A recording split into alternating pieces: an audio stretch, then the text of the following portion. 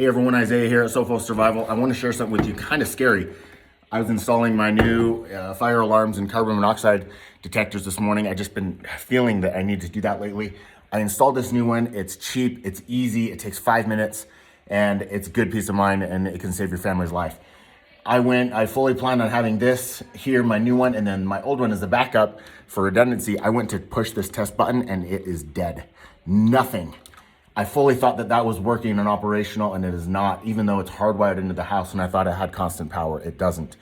Kind of scary, but a good reminder to make sure you go and do this. Like every 6 months to a year, go and check them. In fact, there's a little test button on here that you should test weekly is what it says. But make a plan, make sure your family knows it, and practice it, rehearse it, so that when something happens, you will know what exactly to do, and you can do it quickly and methodically, and you can save your family's life. Do it.